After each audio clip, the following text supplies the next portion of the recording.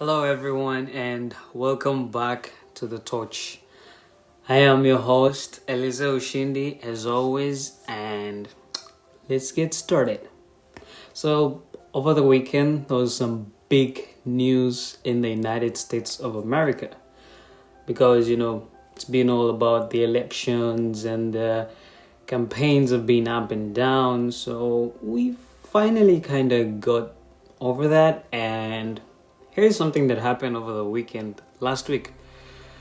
Joe Biden, the 46th president-elect of the United States of America, and the only white man who's almost every black person's favorite.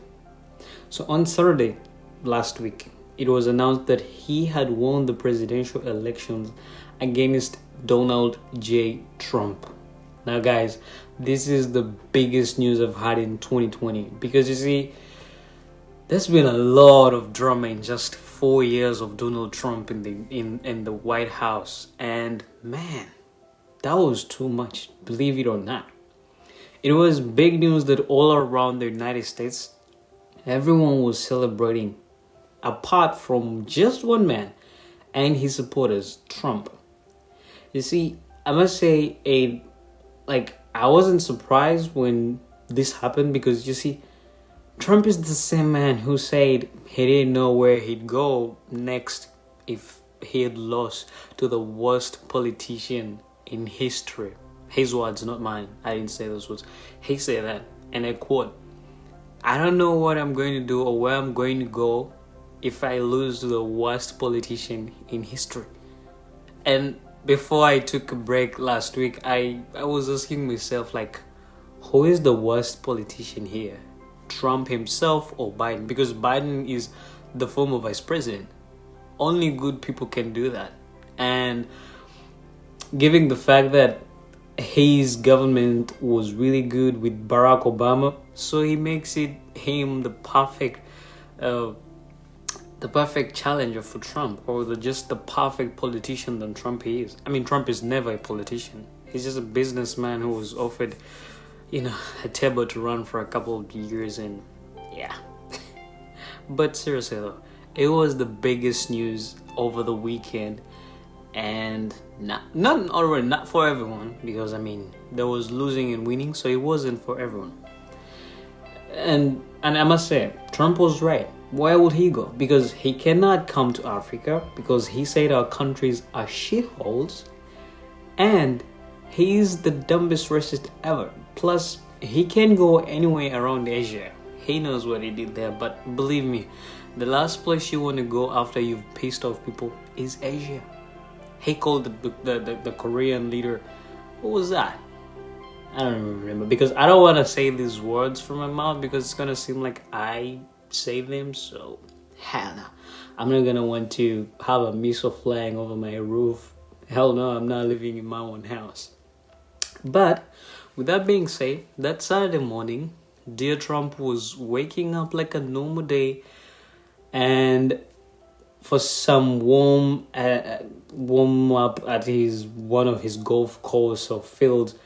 And then when he was shocked with the huge news of the day, I bet he'd never even know that Biden has won the elections, because you see, this is the same man who doesn't even read his presidential daily briefings. So apart from seeing the people outside Washington and on the streets, he couldn't have known what was going on, because he skips his daily briefings. But hey, now you know that there is less difference or even more among leaders in Africa and America. Because Trump, for just 4 years, we've learned a lot about him. Just like African leaders always want to put their names up on everything, and that was Trump. He's been there to make news, and I'm gonna be honest, I'm gonna miss the drama from the White House. Yeah, I'm really going to miss that. His 4 years has been amazing, believe me or not, because he's a racist who doesn't even know why he should be a racist. He's never interacted with black people. He's never been with black people. He is, I don't know. Trump was just amazing in his own way because it was funny. And I think that's why a lot of his supporters support him. You know, I made a question when someone was asking, why do even people like Trump or support him? And I was like, man, I don't know. I have no idea. Because this guy is just funny to me. I can support him because it's funny. I mean, he should have went for some comedy, like what is it called again? I'm forgetting that scene. But he should have gone for some comedy or stand-ups. He can make something really good about that, believe me. But hey, that's it for Trump. It seems like he's going to be saying his goodbyes soon or later. You see, why I said there might be less difference from leaders in Africa and America is that you have President Museveni. Let's take an example in Uganda. He's led for 35 years but still want more. And that's just Trump. It feels like 4 years was like 4 months. And I bet he's saying, I didn't even know this was the election day. Of course, in his mind, he should be thinking like that, you know? Either way, let's go back to Africa. You see, over the last year, there was something I saw, especially in our education systems. And I must say, guys, we are messed up than we think. Can you imagine we go to school almost our entire lives and all just after school, we start hunting for jobs? You know? It's like having food, but then you struggle to take it down your throat. Believe me, that is some real shit. Alright? I was, thinking, and I was having a conversation with my dad where we were talking about how school in Africa works. You start from kindergarten, nursery, and then primary, secondary, university.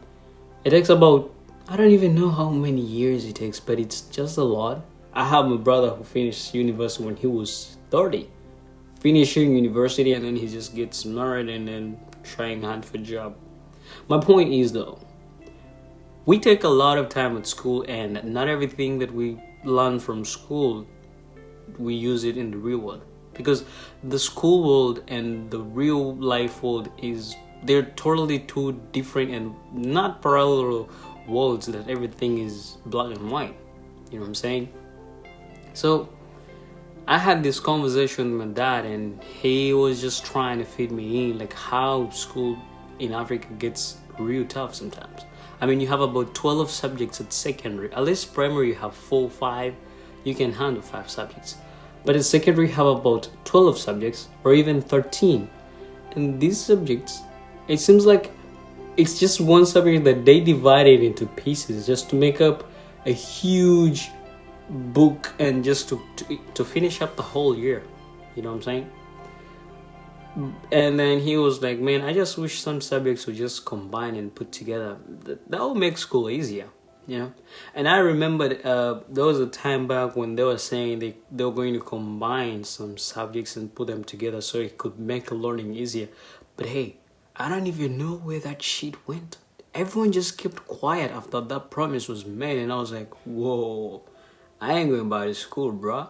12 subjects, you expect me to handle that? Come on, man, I'm not a machine, Seriously, we spend half of our lives at school learning the international and school life, but when we get out to the real world, it's not papers anymore. It's not ink and papers that works outside school. No, it's something real different. And one thing, who invented beating people at school? Man, come on. This is the craziest thing we've ever done at school. It's one way we are taught violence at a very young age. You pay a lot of money to learn a foreign language. From kindergarten to secondary, they beat your ass like you're a criminal. You learn about things that almost 75% of it all, not all of it, you will use in real world. People have gone to school, you start young and finish older. You have about 12 to 20 subjects you need to catch up with, and every teacher expects you to be perfect in their subject. What really pisses me off is that kids get beaten up at school. Man, I failed the subject. I did not invent the subject, and in fact, you did not invent the subject. And because I failed to catch up with it, you think I deserve a punishment. No, hell no, we don't. You know, beating kids at school is the worst thing we've ever done in Africa.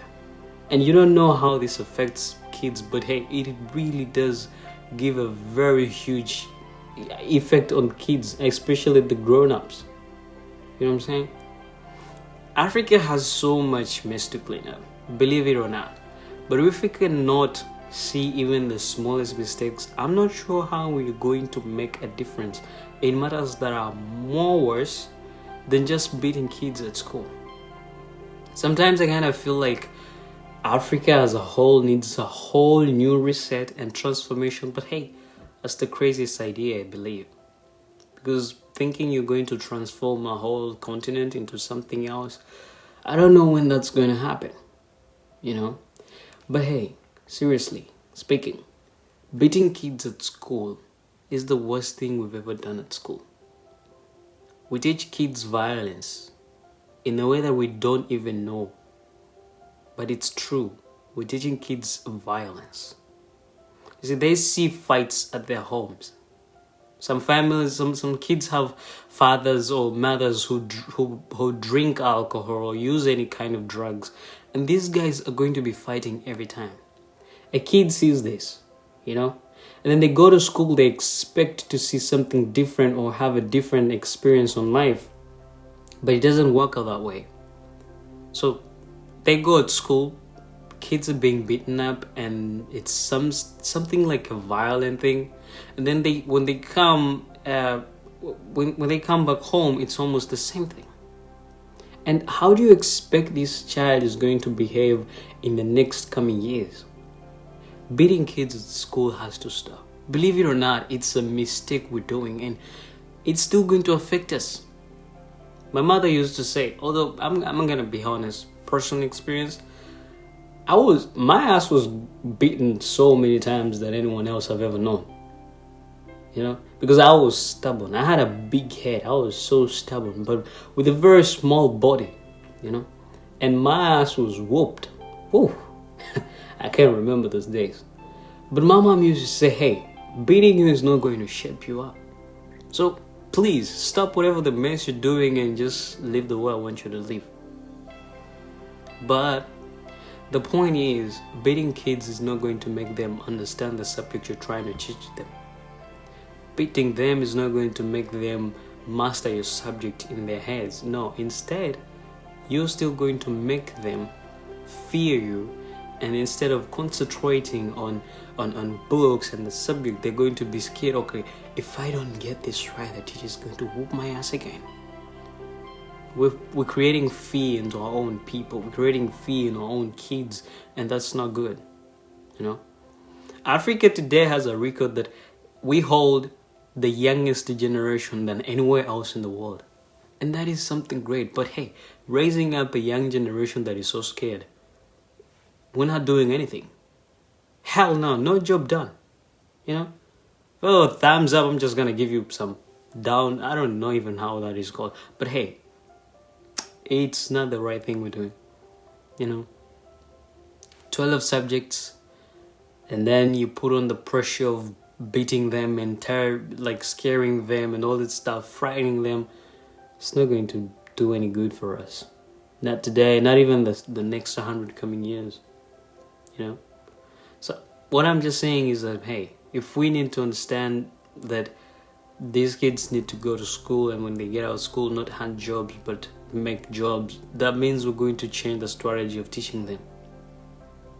12 subjects is a mess. Like, if you go in Uganda, they have biology in 3 forms, and I don't even know how that works.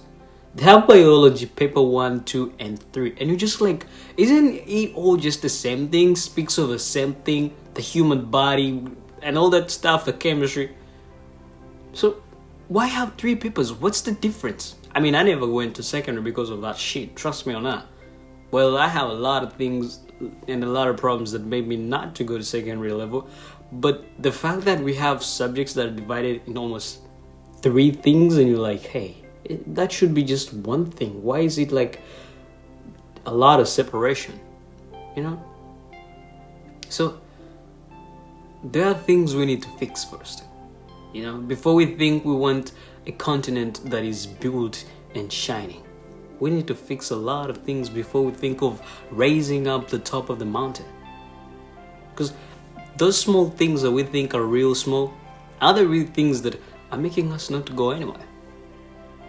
You need to collect every little detail you possess, every little thing on your possession, and put it all together to get something. Before I leave though, I just wanted to remind you that COVID-19 is so much still within us.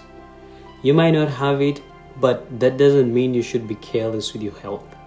Your life matters, and you should be responsible to save lives.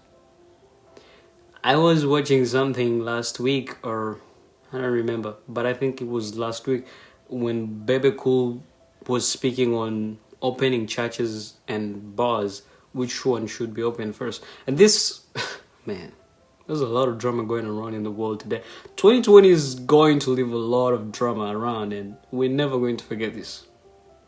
Bebe Cool said it's different opening up a bar and a church.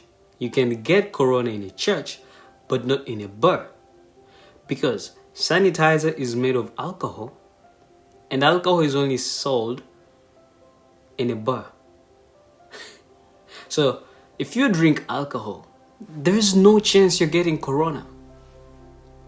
And guys, if there is anything misleading than that, then you should bring it on my table, because that was the worst speech I've ever heard from Bebe Cool. Come on, we've had a lot and enough with 2020. Don't give us more reasons to hate this year. You know? Either way, that was it for today. You've been an amazing audience, and thank you very much for being here. So, I just have a little clue. You can follow us on Instagram at Refugee News Team, or our Facebook Kyangwali News, or you can visit our website www.kyangwalinews.com. There's a lot that's going on the website than the real pages and all that stuff, but we're trying to fix and see how we can, get everything online. But thank you for being an amazing audience, and I'll see you all next week. Please stay safe.